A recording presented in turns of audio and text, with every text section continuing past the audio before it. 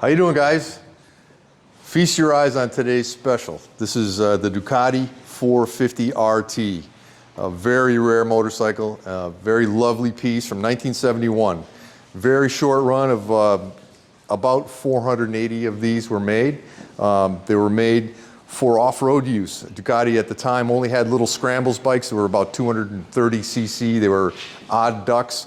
This machine was made for the public to go out and ride off-road with, and it was a competent motorcycle that did very well. That engine is an incredible piece of design. It's got a desmodromic valve drive and a worm gear, basically a bevel drive, to drive the valve. So it's really an incredible high revving four-stroke motor with no excuses. This beautiful piece has been left alone. It's not been restored. It's got all its original intake, the air cleaner, the intake boot, the square barrel Delorto carburetor, which is very rare, fiberglass gas tank and fenders, just an amazing survivor. And this has the optional headlight on it. Believe it or not, they had optional headlights for these. So, you know, it's really quite a survivor, quite a piece. A gentleman named Taglioni worked for Ducati, and he's the one that developed this, this engine with the desmodromic valve gear.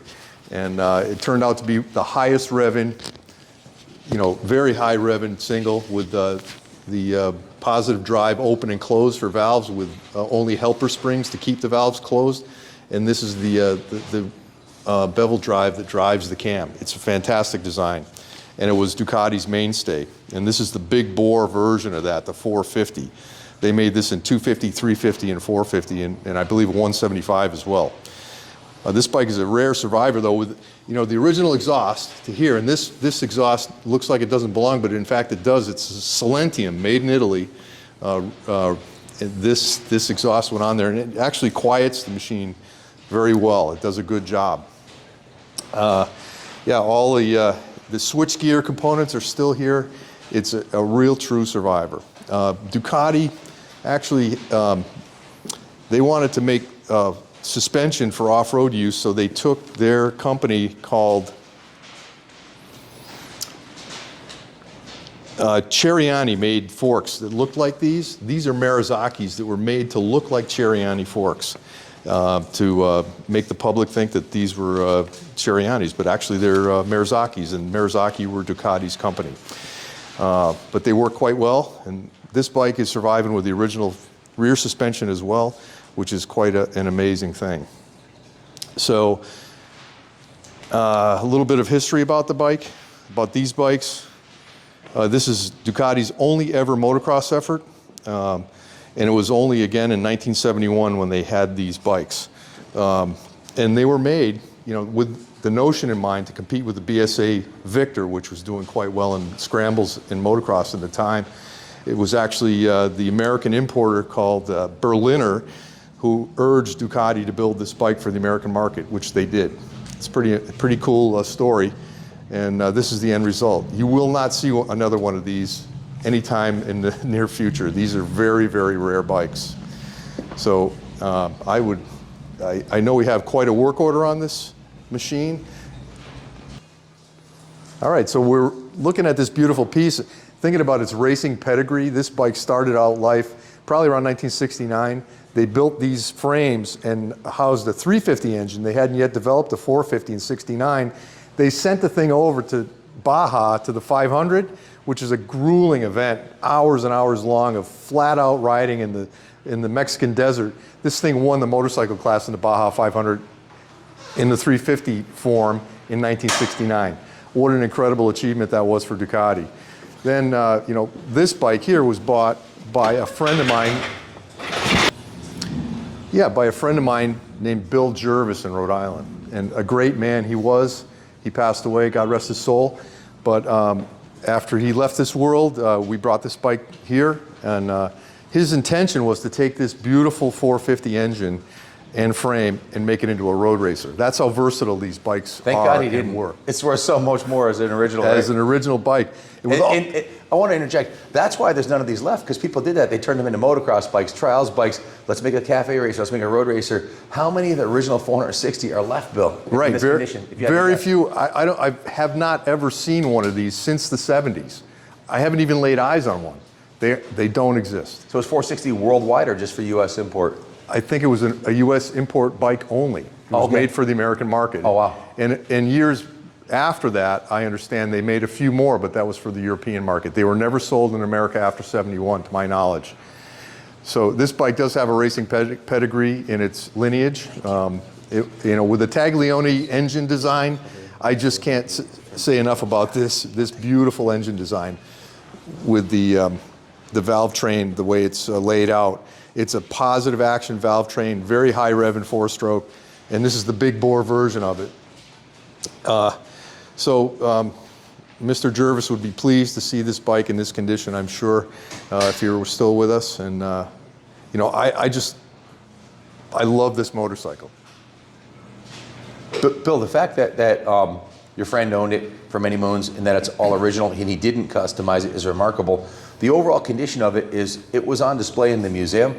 It is a museum condition piece as it is. And one of the coolest things about it is the original. Tell them a little bit about the originality and the patina on it. Yeah, look at the original fenders. I mean, these fenders are paper thin. Well, not so much the rear. The front is indeed, but it's fiberglass. And the fact that these survived all these years, the seat cover, it has some tears in it, but it's the original seat cover.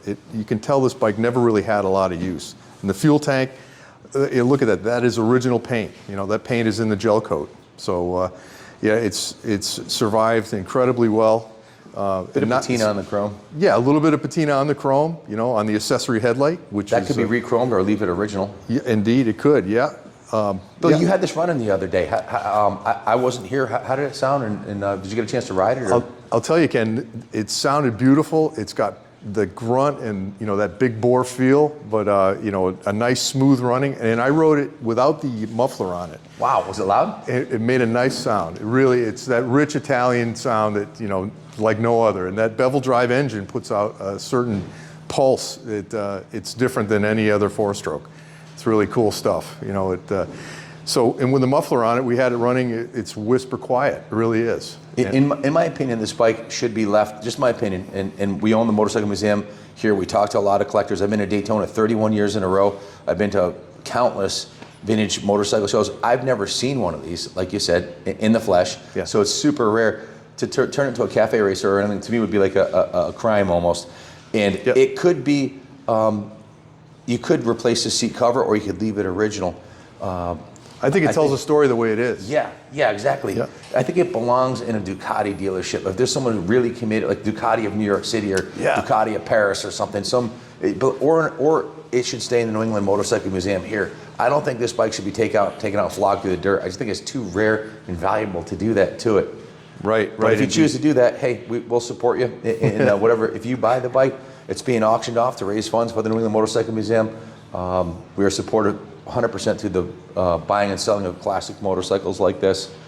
And this is a fantastic piece. We'd love to keep it here. If you buy it and you want to display it, we'd be honored to leave it here. We wish we could keep them all, but we can't. This is how the museum exists. There's literally hundreds of motorcycles in there already. It's safe to say we don't have one of these, nor will we probably ever see one again. I would say that would be safe to say with such a limited number of the bikes being made 50 years ago. And then a lot of them cut up for other reasons. And this one here is all there. And it would be a great candidate for restoration. But like you're saying, Ken, if it were left like this, I think it would be better to leave it alone. The mechanic that worked on it is a mechanical engineer, Lance Merton. He also set the land world speed record. He's an accomplished rider and mechanic. He built and rode a bike to win the land world speed record, which, as you know, is no easy task. He went through the bike, confirmed the engine compression was good, lubed the engine and cylinder before he even tried to start it, cleaned out the tank, serviced the rear brakes.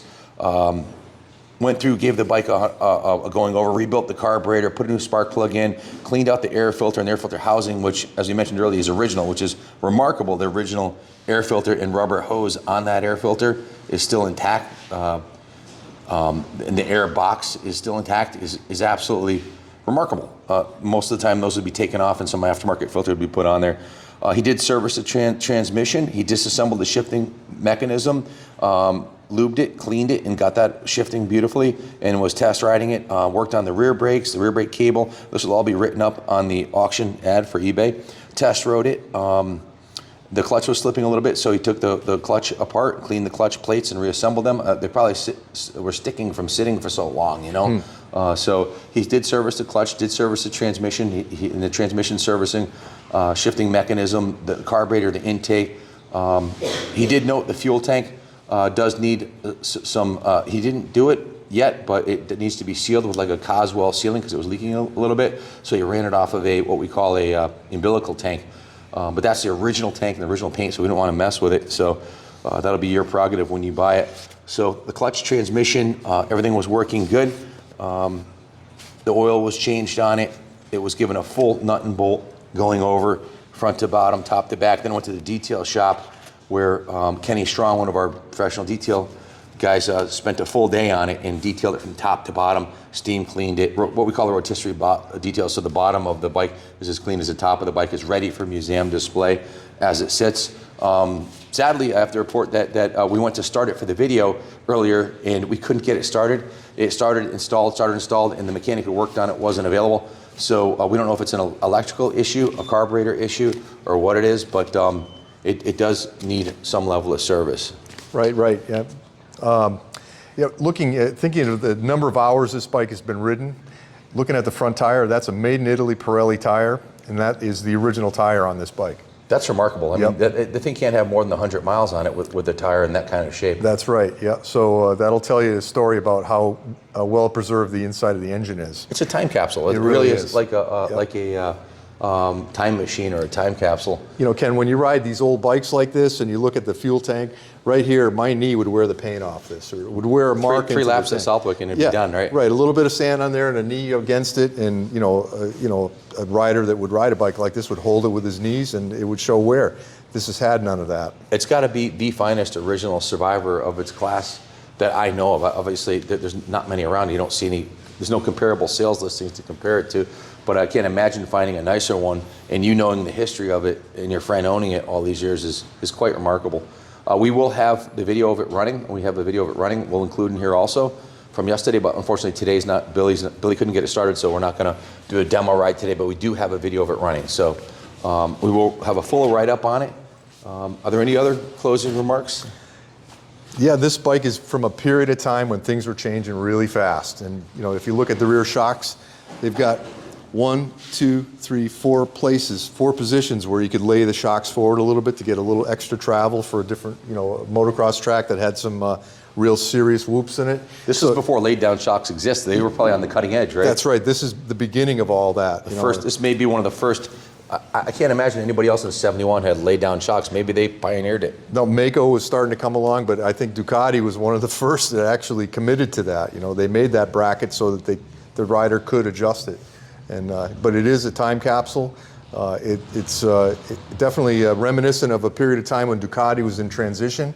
They were on their way to greatness when they built this engine with the Taglioni engine, with the bevel drive and the desmodromic valve train.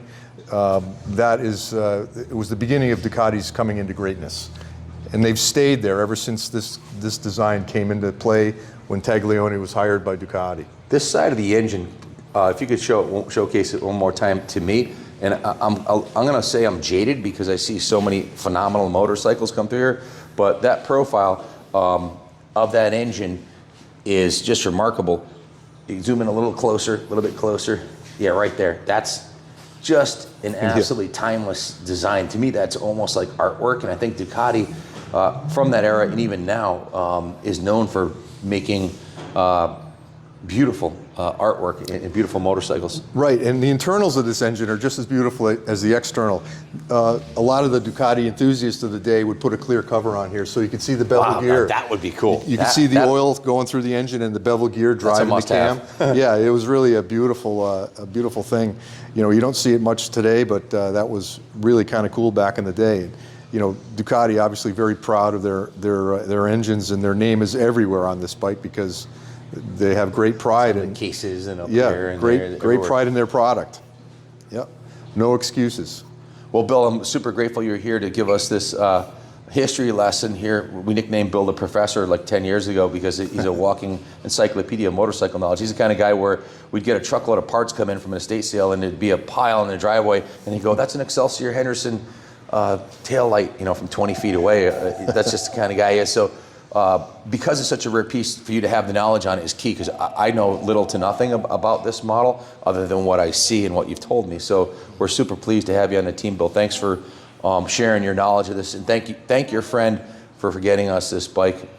Super grateful we had a chance to have it. It's been here for a few months, and we got to play with it, ride it, showcase it, put it on display in the museum. It's going to be on the 3rd floor of the New England Motorcycle Museum. If you want to come see it over the holidays, just come into the showroom. We'll open the museum and let you in. I'd say bid high, bid often, because this is not going to show up again. If you're a Ducati dealer and you don't bid on this bike, you got to ask yourself, are you really in the game? Because I think any self-respecting Ducati dealer or collector should have one of the remaining ones on. That's kind of where I feel like it belongs in either in the museum or in a Ducati dealership again. It should be revered, I agree. Yeah, and somewhere, in a museum or a dealership somewhere where an enthusiast can see it and appreciate it. I definitely wouldn't repaint it. Maybe put a seat cover on, maybe re-chrome the forks, but other than that, I'd leave this thing exactly the way it is, especially the original Pirelli front tire. Where are you going to find another bike with a 50-year-old original front tire on it? It just doesn't happen. And the fiberglass fenders, and it's just remarkable. Anyways, guys, I'm starting to ramble now. Thank you. Are you any other things? No, I'm good, Ken. You know, I think we've touched on just about everything with this bike, and you know, there's a lot more probably to talk about, but that'll come later. Right now, I think we've covered it all, though. One last thing I noted was the Zerk fitting on the swing arm. Only manufacturers who really care about their product do that kind of thing where they have a grease fitting on the swing arm. Right. I think some companies have planned obsolescence, but I'm sure the guys who build it would have been honored to see it looks this good 50 years later. I'm sure. It's that kind of attention to detail and the construction quality that makes a machine last. Right, indeed. For sure. Indeed. And the swing arm bearings are still tight as a tiger. Right. Proof of the low. All the bearings, the front end bearings, the swing arm bearings, there's no worn feeling on this bike anywhere because, like I said, I bet it has 100 miles on it, if that. Evidence is a front I would agree. tire. I would agree. Yep. Thanks for watching, everybody. Happy holidays, Merry Christmas. And as always, God bless America.